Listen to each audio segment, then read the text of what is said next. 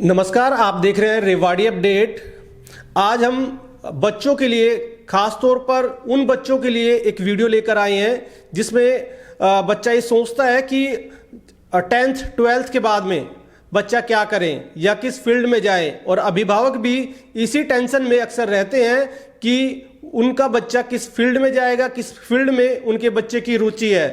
तो इसी को ध्यान में रखते हुए रेवाड़ी के रहने वाले यतीश सिंघल ने एक इंस्टीट्यूट ओपन किया है जिसमें ट्यूशन के साथ साथ बच्चे की कैरियर काउंसलिंग भी की जाएगी और उनको बताया जाएगा कि वो किस किस फील्ड में जा सकते हैं। क्योंकि अधिकांश ये देखा जाता है कि बच्चा या तो MBBS करेगा या फिर इंजीनियरिंग में जाएगा या फिर UPSC के लिए जो सरकारी नौकरी है उसके लिए तैयारी करेगा। तो इसके अलावा ज़्यादा जो फील्ड है वो लोगों को पता नहीं है। तो इसी को देखते हुए यतीश सिंघल ने इंस्टीट्यूट शुरू किया है। क्या कॉन्सेप्ट है उनसे जानेंगे और कितने फील्ड हैं ऐसे जिसमें बच्चे जा सकते हैं।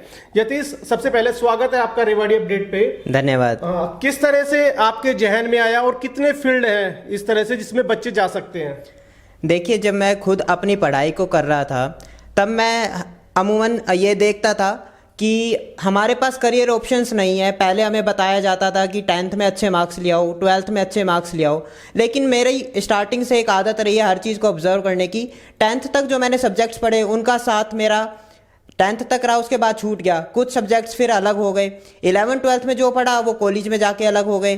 कॉलेज में जाके पता लगा कि प्रोफेशन अलग अलग डिपार्टमेंट्स में अलग अलग स्किल्स में बन सकता है। तो वहाँ जाकर एक सवाल मेरे जहन में आया कि अगर मेरे को बनना ही ये था तो स्टार्टिंग से मेरे को क्यों नहीं पता था, इसकी प्रिपरेशन क्यों नहीं कराई गई और मेरे को ये रास्ते क्यों नहीं दिखाए गए। तो वहीं से जब खुद में ये सवाल पैदा हुआ और इसका जवाब जब ढूंढने के लिए मैं आगे बढ़ा तो मेरे को पता लगा ये सवाल सिर्फ मेरा ही नहीं, ये रेवाड़ी और टायर 3 सिटी, टायर 2 सिटी में हर बच्चे का यही सवाल है कि आगे मैं करियर में क्या करूं, ये जो मैं पढ़ाई कर रहा हूं इसका आगे चलकर क्या इस्तेमाल है, मैं करियर किस में बनाऊं।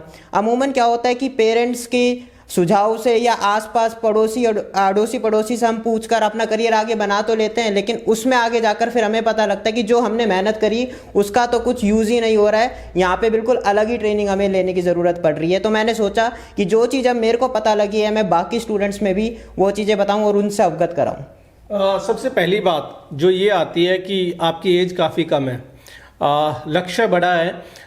लोग विश्वास जब करते हैं जब एक एक्सपीरियंस देखते हैं, क्योंकि अधिकांश लोगों की ये सोच होती है कि अगर एज ज़्यादा है तो एक्सपीरियंस भी ज़्यादा होगा। तो आप किस तरह से क्या कहेंगे? देखिए, इसका लाइव एग्जांपल आप देखते होंगे, सोनी टेलीविज़न पे अभी एक शो आ रहा है शार्क टैंक इंडिया। उसमें कुछ दिन पहले सिर्फ एक 18 साल का एक नवयुवक जो दिल्ली से है, श्रेयान डांगा, उसने सेम करियर फील्ड के अंदर एक कंपनी की स्टार्टिंग की, all.co जो वो कंपनी है। जब 18 साल का एक नवयुवक एक बड़े शहर से आगे चल के इस तरह काम कर सकता है, और मैं बता दूं कि उनको जो इंडिया के टॉप मोस्ट इन्वेस्टर्स हैं वहाँ से फंडिंग प्राप्त की है। तो एक्सपीरियंस इस बात का मैटर नहीं करता कि आपने किस फील्ड में कितना टाइम दिया है, एक्सपीरियंस इस बात का मैटर करता है कि आपने किस फील्ड में कितनी रिसर्च की है, आप कितनी चीज़ों को जानते हैं। तो वो एक्सपीरियंस मैं लेकर आ रहा हूँ कि जो मैंने एक्सपीरियंस अपनी रिसर्च को, कि मेरी रिसर्च स्कूल टाइम से ही स्टार्ट हो गई थी। जैसा मैंने अभी आपको बताया कि मेरे मन में उसी वक्त सवाल आ गया था।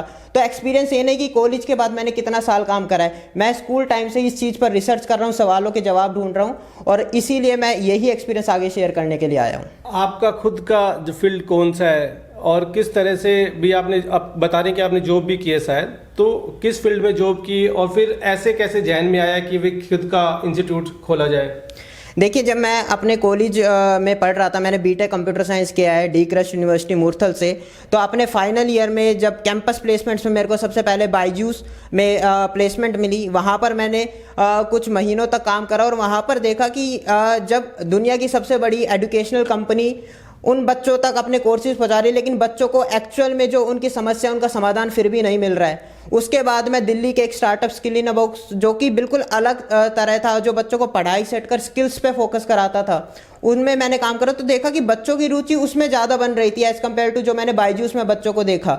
इसके बाद फिर मैंने एक बड़ी कंपनी एंटरप्रेन्योर इंडिया, जो यूएस का ग्रुप है, काफ़ी बड़ा एक MNC ग्रुप है, तो उनके साथ मैंने काम करके जब बड़े लोगों के बीच रहा, उनकी सोच को देखा, तो वहाँ जाकर ही मेरे को ये एहसास हुआ कि इस तरह की चीज़ें हमें अपने शहर तक भी पहुँचानी चाहिए।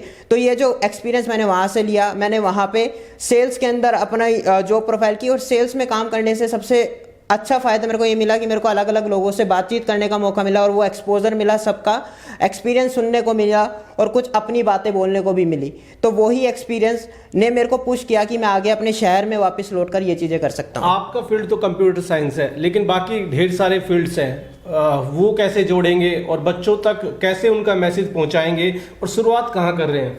देखिए, ये आपने काफ़ी सही सवाल पूछा कि मेरी खुद की एज भी अभी उतनी नहीं हुई है कि मैं हर फील्ड में एक्सपर्टीज़ लेके आ पाऊँ, लेकिन ऐसे बहुत से लोग हैं जो रेवाड़ी में ही है, रेवाड़ी के बाहर है, जो अलग अलग फील्ड्स में एक्सपर्टीज़ ले चुके हैं। उन लोगों को मैं अपने साथ इस प्लेटफॉर्म पर ला रहा हूँ। मेरे साथ ऐसे 30 से ज़्यादा अलग अलग फील्ड के एक्सपर्ट जुड़ चुके हैं, जिसमें मैं बात करूँ म्यूज़िक से लेकर फिल्म मेकिंग से लेकर एनिमेशन से लेकर रिपोर्टिंग से लेकर डिजिटल मार्केटिंग, डॉक्टर्स अगर किसी को बनना है, आगे डॉक्टर में भी अलग अलग प्रोफेशन है, बाद में जाके बच्चों को पता लगता है कि अच्छा मेरे को किसी फील्ड में एक्सपर्टीज़ लेनी है।